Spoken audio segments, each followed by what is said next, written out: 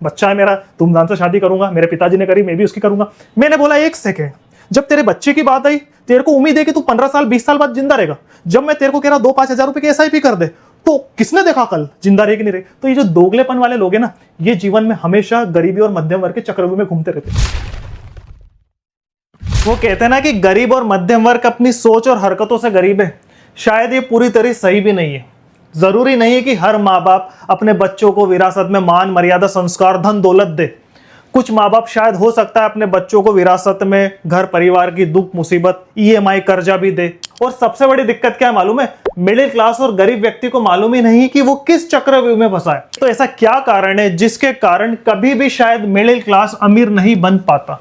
8 ऐसी साइकोलॉजिकल गलती बताने वाला हूं, और मैं आपको कह रहा हूं इतना जबरदस्त डाटा लेके आओ कि शायद ये बातें कभी कोई सोचता ही नहीं। वो कहता है ना कि ऊपर वाला खुद नहीं आता, ठीक किसी के माध्यम के थ्रू रास्ता दिखाता है। तो हो सकता हो ये रास्ता हो और आप माध्यम हो। अगर आप नहीं हो तो हो सकता हो आपके द्वारा अगर आप शेयर करें किसी और गरीब मध्यम वर्ग को मदद मिल जाए। तो प्लीज इस वीडियो को जरूर देखना। 8 गलती बता रहा हूं जिसमें से 7वीं और 8वीं मेरी फेवरेट है, क्योंकि मैक्सिमम लोग वही करते हैं। पहली गलती की बात करें वो है रिस्क एवर्शन साइकोलॉजी, मतलब जोखिम लेने से डरते हैं। अधिकांश रूप में कई बार हालत भी ये होती है कि गरीब मध्यम वर्ग जो रहता है ना, उनको पैसे की जरूरत रहती है। क्योंकि अगर ऐसा रहता, कई बार ऐसा होता है कि 15,000 रुपए कमा रहा और 20,000 का खर्चा, तो वो रिस्क लेने से डरते हैं। इसलिए जितनी भी सरकारी योजना गारंटेड वाली हो, या फिर LIC कह दूं या FD कह दूं, जिसमें रिस्क ना हो, जीरो हो, उसमें अधिकांश रूप में मिडिल क्लास पीपल या फिर गरीब ही लगाता है पैसा, अधिकांश रूप में। ठीक है, अधिकांश रूप में, जरूरी नहीं है, बट हाँ डाटा में ये देखा गया है। और माँ बाप बचपन से ही अपने बच्चों को बताते, क्योंकि हालात ऐसे है कि भैया सेफ रहो,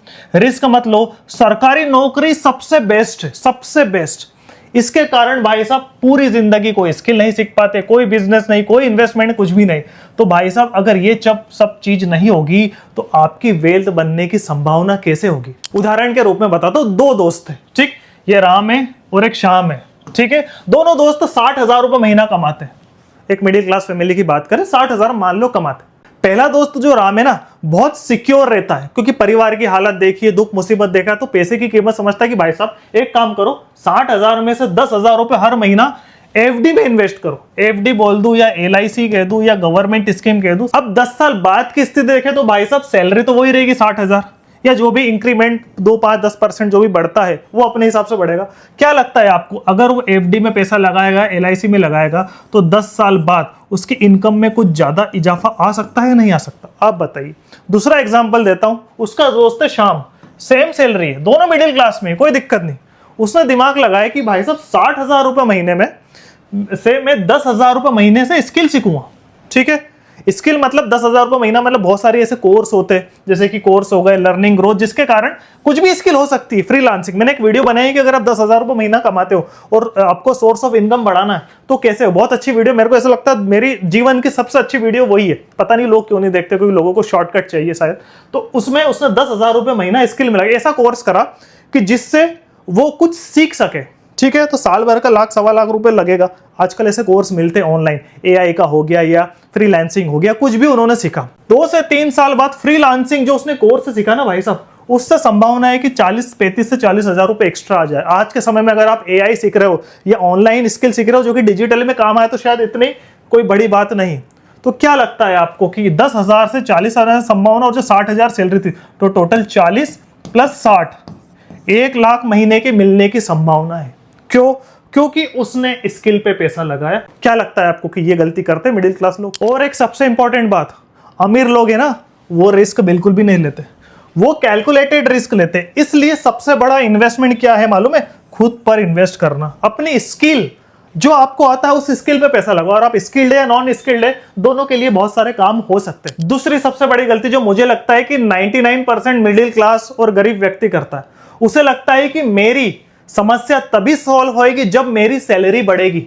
बट सबसे बड़ी दिक्कत यह है कि जब सैलरी बढ़ती है तो लाइफ स्टाइल भी बढ़ती है। उदाहरण के तौर पे मान लो एक व्यक्ति जिसकी 2018 में सैलरी 40,000 थी, ठीक है, उसकी एक बाइक थी। वहीं मान लो 2023 में उसकी सैलरी 90,000 हो गई, तो क्या बाइक ही रहेगी? नहीं, सैलरी बढ़ी, कार की EMI, phone, vacancy, premium school, क्योंकि अधिकांश लोग यही सोचते कि जो महंगा स्कूल है बहुत अच्छी पढ़ाई होती है वहां, बट ऐसा नहीं। ठीक, मतलब सेविंग लगभग कम या जीरो के बराबर ही होती। तो लोग सोचते हैं कि मेरी सैलरी बढ़ेगी तभी मेरी समस्या हल होगी।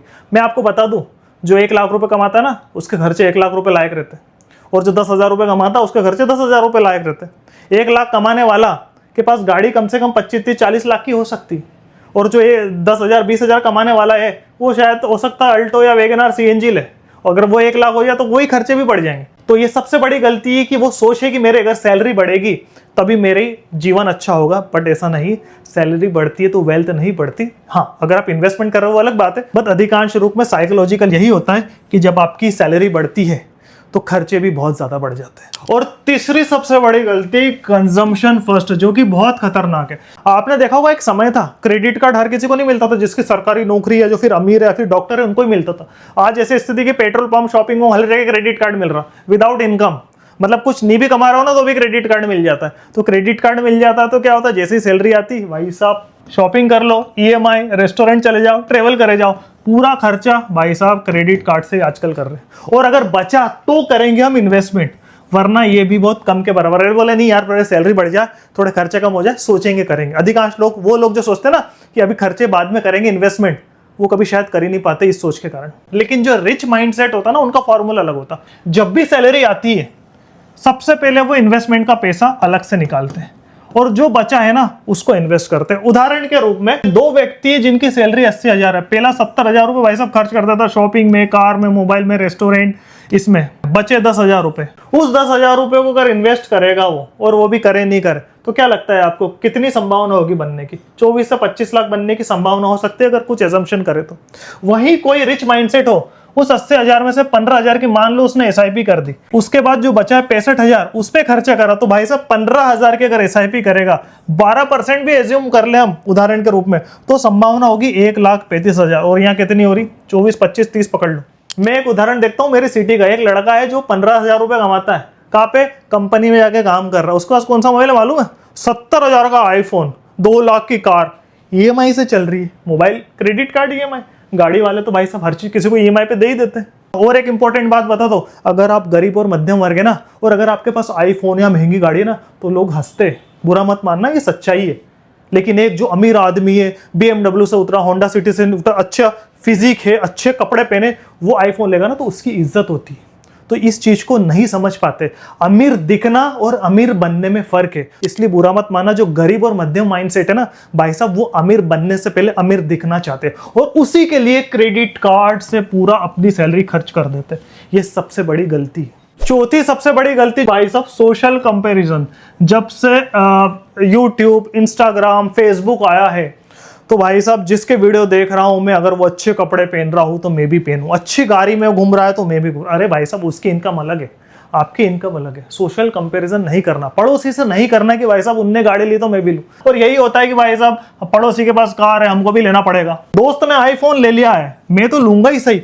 और सबसे बेकार मुसीबत क्या है मालूम है? जब से क्रेडिट कार्ड आया है, आपकी सैलरी 10,000, 15,000, 20,000 हो, ठीक है, साल भर में कुछ ना कुछ चलती, अमेजोन की सेल्स वगैरह चलती, 2,500-3,000 रुपए का ऑफर मिल जाएगा इस फलाने कार्ड से, तो वो 3,000 के चक्कर में 70,000 का मोबाइल ले लेते, और अगले 6 महीने, 8 महीने, 12 महीने उस मोबाइल के बंधुआ मजदूर बन जाते। सॉरी टू से इट, बट ये रियलिटी है, सच्चाई है। यूट्यूब, फेसबुक, इंस्टाग्राम पे देख के भाई साहब, इन्फ्लुएंसर को देख के भाई साहब उसके पास जूते तो मैं भी लूंगा। सबसे इंपॉर्टेंट, दूसरों से तुलना कभी खुशी नहीं देता है।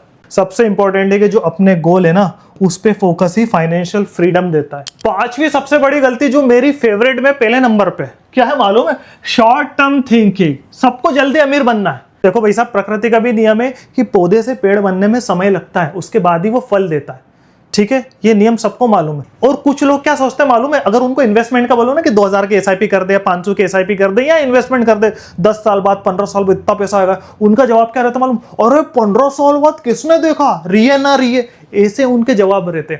मैंने एक दोस्त है, उससे पूछा, तो अच्छा कमाता है 15, 20, 25,000, एक कम कर 5,000 की एसआईपी कर, 20 साल बाद इतना होने की संभावना है, 15 साल बाद इतने होने की संभावना। उसको राय दी, उसने एक ही जवाब दिया, अरे 15 साल 20 साल बाद किसने देखा, रिये ना रिये। फिर थोड़ी बात हुई, परिवार की बात हुई, समाज की बात हुई।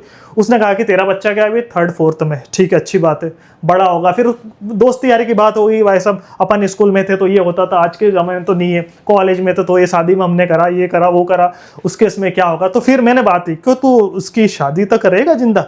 क्यों नहीं रहेगा यार, बच्चा है मेरा, धूमधाम से शादी करूंगा, मेरे पिताजी ने करी, मैं भी उसकी करूंगा। मैंने बोला एक सेकेंड, जब तेरे बच्चे की बात आई, तेरे को उम्मीद है कि तू 15 साल 20 साल बाद जिंदा रहेगा। जब मैं तेरे को कह रहा 2-5 हजार रुपए की SIP कर दे, तो किसने देखा कल जिंदा रहे कि नहीं रहे। तो ये जो दोगलेपन वाले लोग हैं ना, ये जीवन में हमेशा गरीबी और मध्यम वर्ग के चक्रव्यूह में घूमते रहते। और एक चीज देखना, मैंने भी देखी है, जो बात करते हैं ना कल किसने देखा, वो वाकई कल देखते हैं और बहुत गंदा कल होता है। सॉरी टू से दैट, क्योंकि मैंने ऐसे लोगों को देखा जो आज से 10 से 15 साल पहले बहुत अच्छा कमाते थे, वही कहता अरे कल किसने देखा, रोज खाया रोज उड़ा है। आज वही भटक रहे कि अरे यार उस टाइम शायद पैसा इन्वेस्ट कर लेते थे, बचाते रहते, तो आज शायद कुछ जीवन और होता। ये एक चक्रव्यूह है जो नहीं निकल पा रहे। अगर आपकी सोच है ना, तो प्लीज इसको चेंज करो। रिच माइंडसेट की सोच आना जरूरी है। और आज है ना, सबको अमीर बनना है समय से पहले, जो कि गलत है। इसलिए वो क्या करते हैं, क्रिप्टो ट्रेडिंग, भाई साहब वो ये सोचते हैं कि एक ही दिन में 21 दिन में पैसा डबल करना, जो कि बहुत गलत है। रियलिस्टिक तौर पे ऐसी कोई स्कीम नहीं होती है जो रातों रात आपको अमीर बना दे। ये सब मिसलीडिंग, मिस इन्फॉर्मेशन है। अगर आप डिसिप्लिन के तौर पे अगर SIP करोगे जो भी अमाउंट की, तो संभावना होगी कि कुछ साल बाद अच्छा पैसा बने। तो डिसिप्लिन जो रहता है वही फाइनेंशियल फ्रीडम के रास्ते में पहुंचता है। गलती नंबर 6, भाई साहब भारत में अभी भी फाइनेंशियल इलिटरेसी है। स्कूलों में नहीं पढ़ाया जाता है फाइनेंशियल एजुकेशन। स्कूलों में सिर्फ यही पढ़ाया जाता है मैथ्स, साइंस, हिस्ट्री, जो कि जरूरी भी है। ऐतिहासिक रूप में दिमाग की अगर एक्सरसाइज करनी, स्मार्ट बनना है, देश दुनिया को जानना है, तो आपको ये जरूरी है। लेकिन ये नहीं पढ़ाया जाता कि टैक्स क्या होता है, इन्वेस्टमेंट क्या होता है, कैश फ्लो, नेटवर्क, ये नहीं होता। हाँ, कुछ लोग बोलेंगे अरे नहीं कॉमर्स में पढ़ाते, लेकिन जो कॉमर्स में पढ़ाते ना, वो कॉमर्स में पढ़ाते सिर्फ पास होने लायक या जॉब होने लायक ही पढ़ाते।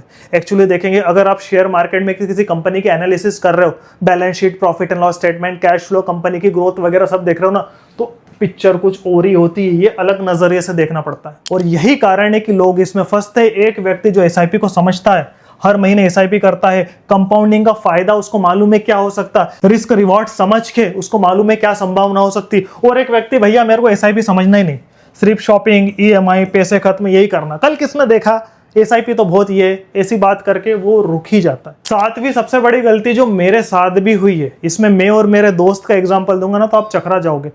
Fair of failure. भाई साहब अगर मैं करूंगा और फेल हो गया तो, मैं उदाहरण देता हूं, मैं और मेरा एक दोस्त था, ठीक। अधिकांश रूप में क्या करते हैं हम, 9th 10th 11th 12th पढ़ते हैं, 12th पढ़ने के बाद फिर कॉलेज करते हैं, और उसका सोचते हैं अब क्या करना है, ठीक है। यही होता है ना, जैसे 9वीं के बाद 10वीं, 10वीं के बाद 11वीं, 11वीं के बाद 12वीं, 12वीं के बाद कॉलेज, कॉलेज पढ़ने के बाद फिर आते हैं अब क्या करें, चलो देखते हैं, ठीक है। हमने भी वही करा, ग्रेजुएशन मैंने सिविल इंजीनियरिंग करी। मैंने उस समय जब भी उस दोस्त को कहता था कि चल ये काम करते, अरे यार अब इतना पैसा लगा, नहीं चला तो क्या होगा, मतलब पहले ही नेगेटिव बात, उस ये कर रहा है, चल ये वाला धंधा करते, अरे यार ये नहीं करा तो क्या होगा, चल यहाँ चलते, अरे यार नहीं होगा, अरे यार वहाँ टाइमिंग बहुत ज्यादा है यार, इतना नहीं होता। मतलब कुछ लोग ऐसे होते हैं, उनको अगर ऑप्शन दो ना, तो उसका नेगेटिव पहले ही बता देते वो, ठीक है। तो मैंने यूट्यूब चैनल चालू करा था, एक और चैनल है मेरा इसके पहले, जो 10 से 15 साल पहले मैंने चालू करा था और अभी भी चल रहा है, ठीक है। यूट्यूब चालू करा था, और 2016-17 में यूट्यूब की पॉलिसी ये थी कि आप अकाउंट बना लो और एडसेंस तुरंत अप्रूवल मिल जाता। 2015 की शायद ये पॉलिसी थी, जहां तक मेरे को याद है। मैंने उसका भी बनाया था, क्योंकि हम दोनों दोस्त साथ में बैठे, ठीक है। मैंने बनाया, मैंने वीडियो डाली, 1 डाली, 2 डाली, 3 डाली। कई बार घर वाले हंसते थे, लोग हंसते थे, समाज हंसता था, ठीक, उस समय हंसते थे। आज वो देख के जलते हैं, क्यों?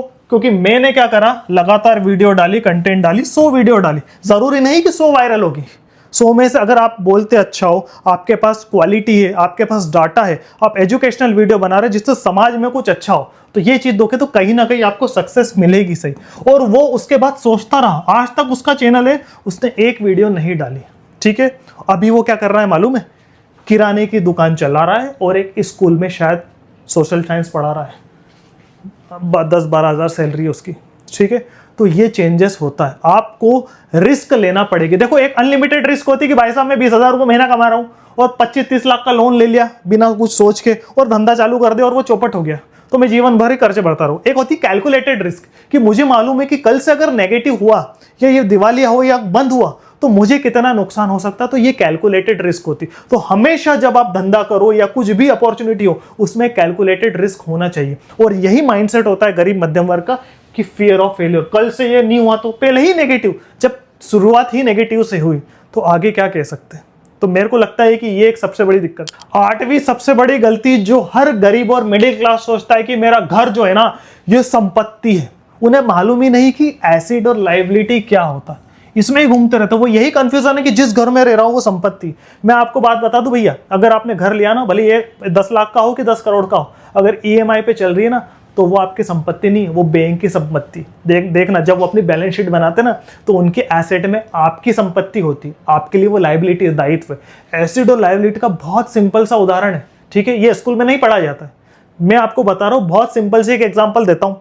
वो सारी चीजें, वो सारी संपत्ति जो आपकी जेब में पैसा डाले, कुछ भी डाले जिससे इनकम आए, वो सब संपत्ति कहलाती। वो सारी चीजें, वो सारी संपत्ति, वो सारे दायित्व जो आपकी जेब से पैसा निकाले, मतलब जो हर महीने या जो भी साल का आपका खर्चा निकले, वो सारी दायित्व होती है, लायबिलिटीज होती। अब मुझे आप बताओ, आपका घर एसेट है या लायबिलिटी?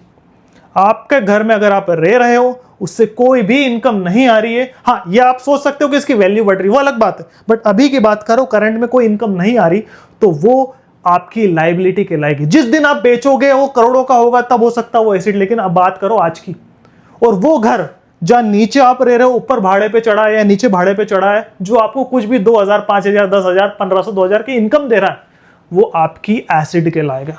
ठीक है, तो ध्यान रखना, एसेट वही होते हैं जैसे कि बिजनेस से इनकम करा, नफा नुकसान होता है, ठीक है, बट अपॉर्चुनिटी हो सकती है। म्यूचुअल फंड में भी संभावना होती, अच्छे क्वालिटी के स्टॉक एडवाइजर से सलाह लिए तो उसमें भी संभावना हो सकती, प्रॉपर्टी रेंटल वो भी हो सकती, स्किल में पैसा लगा है वो भी हो सकती, गोल्ड में भी संभावना हो सकती। तो ये वो एसेट है जिससे पैसे बढ़ने की संभावना हो सकती।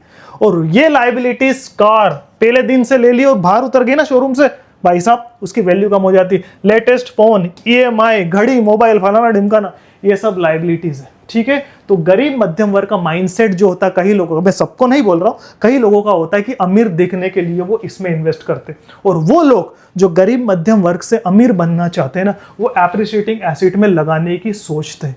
ये डिफरेंस है एसेट और लायबिलिटी में, ध्यान रखना। ये अगर समझ गए ना, जीवन पलट जाएगा। वरना लाखों लोग जी रहे, तो कह रहे हैं ना कि गरीबी में बहुत सारे लोग पैदा हुए और मर जाते, ऐसे ही बहुत सारे लोग गरीबी में जीते हैं, मरते हैं। बहुत सारे लोग मिडिल क्लास में जीते हैं, मरते। बहुत सारे लोगों ने सोचा भाई साहब मैं गरीबी में पैदा हुआ हूँ, मिडिल क्लास में पैदा हुआ हूँ, लेकिन मरना नहीं है। उसे मोटिवेशन रहता अंदर कि नहीं, मुझे अपना जीवन पलटना है, सकारात्मक सोच रखनी है, तो उसके लिए उसे फाइनेंशियल एजुकेशन मिलना बहुत जरूरी है। इसलिए वो कहते हैं ना कि गरीब और मध्यम वर्ग अपनी सोच से गरीब है, ये सच नहीं है। कई बार हालत ये भी होते, परिस्थिति भाई साहब ऐसी होती है, वास्तविक चुनौती तो जैसे कम इनकम, महंगाई, family responsibility, medical expense, education, limited opportunity, तो ये भी कई लोगों को प्रॉब्लम हो सकती है। इसलिए किसी की आर्थिक स्थिति का मजाक उड़ाना शायद अच्छी बात नहीं, बट सबसे इंपॉर्टेंट बात है हमें इन चक्रव्यूह से बाहर भी निकलना जरूरी है। उसके लिए सबसे इंपॉर्टेंट है भाई साहब फाइनेंशियल हैबिट, लर्निंग और डिसीजन मेकिंग करना जरूरी। मैं यूं नहीं कह रहा हूं कि आप 2 लाख, 5 लाख, 10,000, अगर आपकी 10,000 रुपये महीने की सैलरी है तो आप 5,000 नहीं, एसआईपी 100 रुपए से भी होती है। मैं यूं नहीं कह रहा 100 रुपए से बहुत बड़ा कॉर्पोरेट स्टार बन सकता है या बहुत बड़ी धन इकट्ठा हो जाएगा, नहीं, बट एक पॉजिटिव शुरुआत तो हो सकती है ना, कुछ तो करो। एक नियम बताता हूं आपको बहुत अच्छा, साइकोलॉजिकल बहुत फर्क पड़ेगा। अगर मान लो आपकी जो भी सैलरी उस हिसाब से आप कर सकते हो। जैसे मान लो आपकी सैलरी 15,000, आपसे पूछेगा तो आप बोलेंगे कितनी सैलरी? 15,000 नहीं, आप दिमाग में मान के चलो कि मेरी सैलरी 14,000 है, और 1,000 रुपये आप एसआईपी या जो भी अप्रिशिएटिंग एसेट में आप लगा सकते हो सोच समझकर। ठीक है, जब आप सोचो कि मेरी सैलरी 14,000 है ना, तो आपकी लाइफस्टाइल, आपका दिनचर्या उस हिसाब से काम होगा। अगर आप मान ही लोगे कि मेरी 15 है, तो ऐसे तो 20 भी हो जाएगी तो 20 के हिसाब से जीवन चलेगा, 50 हो जाएगी तो 50 के हिसाब से भी जीवन चलेगा। अगर आपकी 15 से 14 भी होगी तो आपकी ऑटोमेटिकली लाइफ एडजस्ट हो सकती है उसमें, माइंडसेट से। ठीक है, जीवन नहीं पलट सकता, उसके लिए सोर्स ऑफ इनकम चाहिए। इसलिए मैंने एक अलग वीडियो बनाई थी, अगर आपकी 10,000 सैलरी है, 15,000 सैलरी और एक्स्ट्रा सोर्स ऑफ इनकम बनाना चाहते तो उसके लिंक मैंने नीचे दिए, वो देखना, बहुत जबरदस्त वीडियो। तो मेरा इस वीडियो बनाने का मकसद सिर्फ इतना ही है, जो गरीब और मध्यम वर्ग है वो जिस 8 गलती के चक्रव्यूह में फंसते हैं और जीवन निकल जाता है, उसमें से निकलना बहुत जरूरी है। शुरुआत तो करनी पड़ेगी ना, 100, 500, 1000 से करिए। आपको क्या लगता है कि इस 8 गलती में से ऐसी कौन सी गलती है जो गरीब और मिडिल क्लास लोग ज्यादा करते हैं? नीचे कमेंट करिए। और आपसे प्लीज एक रिक्वेस्ट है, ठीक, इस वीडियो को आप आपके घर में या फिर आप किसी व्यक्ति को जानते हो जो गरीब या मध्यम वर्ग में जो जीवन पलटना चाहता है या लगता है कि उसको शेयर करना चाहिए, प्लीज उसको शेयर जरूर करें। क्योंकि अगर उसने देख ली, और 140 करोड़ की जनसंख्या है भारत में, अगर 140 करोड़ ने मान लो किसी एक व्यक्ति ने देख किया और उसने ले लिया कि भाई साहब मेरे को अपना जीवन पलटना है, फाइनेंशियल लिटरेसी एजुकेशन से मुझे अब गरीब मध्यम वर्ग के चक्रव्यूह से निकाल के अमीर बनना है, मुझे वहां जाना है, और अगर उसने सोच लिया ना, तो इस वीडियो को बनाने का मुझे कामयाबी मिल जाएगी। तो ये एजुकेशनल जो वीडियो है, इसमें मैं किसी भी शेयर की राय नहीं दी, ना म्यूचुअल फंड की राय दी, बस एसेट क्या होता है, लाइबिलिटी क्या होती, गरीब मिडिल क्लास और अमीर में फ़र्क क्या है, क्या माइंडसेट का फ़र्क है, ये बताने की कोशिश करिए। अगर आपको वीडियो अच्छी लगी तो प्लीज़ लाइक करें, कुछ भी आपको लगा है नीचे कमेंट ज़रूर करें, अच्छा लगा अच्छा, बुरा लगा बुरा। हो सकता है अगली वीडियो में और इंप्रूव करके वीडियो बनाऊँ, तो प्लीज़ कमेंट करना ज़रूरी है। और अगर आपने अभी तक हमारे व्हाट्सएप ग्रुप को ज्वाइन नहीं करा तो वो भी ज्वाइन करिए, अच्छी अच्छी फाइनेंशियल वीडियोस टिप्स ट्रिक्स उसमें आती रहती है। नेक्स्ट वीडियो किस पे चाहते हैं वो भी बनाइए। जल्दी मिलेंगे अगली वीडियो में, तब तक के लिए bye bye, thank you very much.